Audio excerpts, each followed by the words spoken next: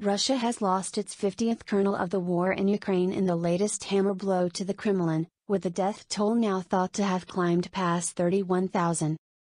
Artillery commander Lieutenant Colonel Vladimir ᴄᴏʟᴏᴏ, a 46-year-old father of 3 from Yekaterinburg, was killed on May 31, it has now been revealed. ᴄᴏʟᴏᴏ's death has been confirmed to his family, adding to the huge list of casualties of Russia's military leaders, with one colonel killed every 2 days. It comes after Vladimir Putin lost 2 of his most senior commanders in a single day in a devastating bridge ambush in eastern Ukraine, a group of independent journalists claimed. ᴄᴏʟᴏᴏ's sister-in-law Marina Konyukova said, "Eternal memory, darling, dear, much-loved man, you passed away. We still cannot believe you are gone. You are a father of 3 children, and an amazing husband to my sister. I am always proud of you, and I will always be proud. You set an example to the motherland, so that everyone does like you did. You were ordered with the Order of Bravery, posthumously. You went through a lot of conflict areas." On Sunday, Russia confirmed the death of Major General Roman Kutuzov. Then yesterday it was claimed Lieutenant General Roman Berdnikov was also killed on the same day in an attack carried out by Kiev's forces, taking the death toll of generals to 12. Kutuzov was the chief of staff of the 29th Combined Arms Army and was awarded a posthumous promotion to lieutenant general. He died in an ambush in Donbas. He calmly walked up the career ladder, successfully commanded the troops, and died as a soldier, fighting on the front lines, said a report by ॠДВК. One mourner said, "I knew him personally, Roman lived a hero and died a hero. My condolences to his loved ones, strength and patience to his subordinates and fellow officers." It has been suggested that the unusual speed with which Kutuzov's death was confirmed by Moscow was an attempt to cover up the loss of Berdnikov, 47. Less than a month ago, Berdnikov was commander of the Russian Armed Forces Task Force in Syria, and he was moved to take charge of Putin's forces and those of the Donetsk People's Republic, DPR, in Donbas. It would mean the 2 of the most senior Russian commanders in Donetsk were wiped out in one strike in a stunning and embarrassing setback to Putin. The claims that both Berdnikov and Kutuzov died came from the Volya Telegram channel, which has independent war journalists working on both sides of the conflict. On the morning of June 5, Lieutenant General Roman Berdnikov, who led the Russian troops and units of the DPR from Donetsk, left with the headquarters on a working trip, said the Post. On the way, presumably on a bridge, the vehicles of the headquarters were attacked by a Ukrainian sabotage and reconnaissance group. Part of the convoy was destroyed or immobilized, but some vehicles, having received serious damage and firing back, were able to escape from the ambush and leave, the Post said. After that, our sources reported that Roman Berdnikov died in this battle, the report continued. A little later, 2 more sources confirmed this, specifying that other senior officers could have died during the battle.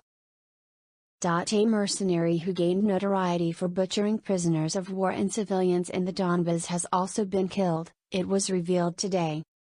Vladimir Andonov, 44, a fighter for the shadowy Wagner Group, was shot by a sniper near Kharkiv during a reconnaissance mission on June 5, Russian media says. Andonov was known to Russians as Vika, or the volunteer from Buryatia, after the region he was from, but to Ukrainians as the executioner for massacres he helped carry out during Russia's first invasion of the country in 2014. His death was confirmed by Zyumbil Zamsozhanev, head of the region where Andonov was from, who spoke to Russian newspaper Moskovsky Komsomolets.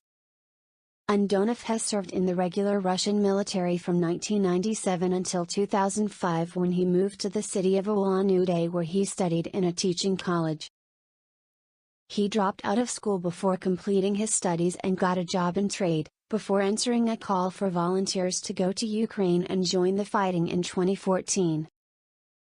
Andonov was drafted into the Ulkan Special Forces Company fighting in the Donbas, and took part in the Battle of Debaltseve in early 2015, one of the last major battles of the initial war.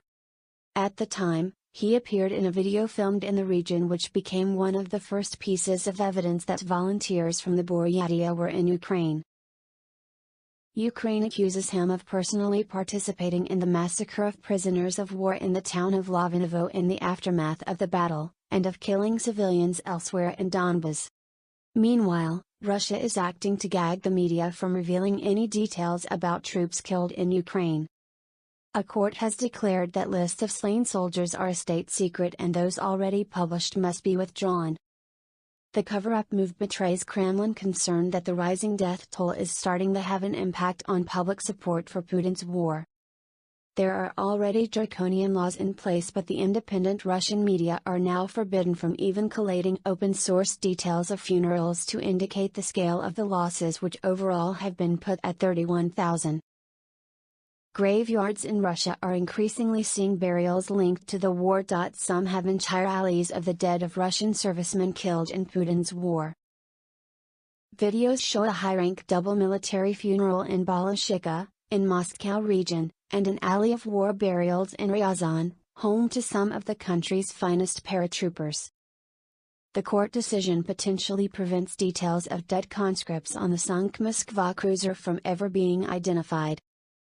It comes amid a campaign led by a father of lost sailor Yegor Shkrabets, 20, for Putin to come clean about the fate of Black Sea Fleet flagship and those killed on board after it was hit by Ukrainian missiles. There is suspicion that Russia has covered up the fate of dozens, and perhaps more, crew members, mostly conscripts. But in another crackdown, the brave father Dmitry Shkrabets, 43, has revealed he is under investigation by the Russian secret services on terrorism charges, allegedly sending a bomb threat. He insists the accusations are bogus and intended to silence his intention to reveal the full horror of what happened to the warship. The Svetligorsk court of Kaliningrad region declared a list of soldiers, killed in Ukraine, gathered in open sources by Peskov website 60. RU as prohibited information. This has led to the removal by the network of city websites of regional lists of the names of those killed. The court ruled that the names of the dead discloses losses of personnel in wartime, and in peacetime during the period of special military operations. The court also ruled that the data is a state secret subject to criminal responsibility. One news outlet in Siberia named Chita.ru carried a message as it withdrew a list honoring the war dead, and told locals, "We apologize to mothers and fathers, wives and children, family members and friends of servicemen who died during the special operation." In removing the names of those who died, it said, "We made this decision because of the position of the court." They described it as a forced measure and cited fears for the safety of journalists. It stated, "Dear readers, we are forced to close comments on materials related to the topic of the special operation in Ukraine and its consequences. We hope this is temporary. Thanks for your understanding. A disproportionate number of those known to have been killed are from impoverished provinces, often thousands of miles from Moscow." Among news outlets hit by the latest cover-up of the death toll are those in Novosibirsk, Transbaikal, Chelyabinsk, Yekaterinburg, Krasnoyarsk, and Omsk. The suit triggering the crackdown was filed by the 73rd Military Prosecutor's Office of the Baltic Fleet's garrison. In one region, Buryatia, some 172 dead have been identified, though the real toll is almost certainly higher. But now, the media face sanctions by naming those lost in action. Separately, there are claims from Telegram channel Mohammed that regional governments in Russia are procuring thousands of graves for families who cannot afford to bury their dead. The numbers are said to be on a far higher scale than in previous years. In Khabarovsk region alone, an order was made for 700 graves to be dug. In Krasnoyarsk region, the figure is 100. Hundreds of bodies of the dead Russian soldiers are still waiting, held on trains in Ukraine, waiting to be repatriated. Kyiv says that Moscow is in no hurry to receive its war victims. They are stored in refrigerated trains on railway tracks. Such trains have been dubbed trains of the dead.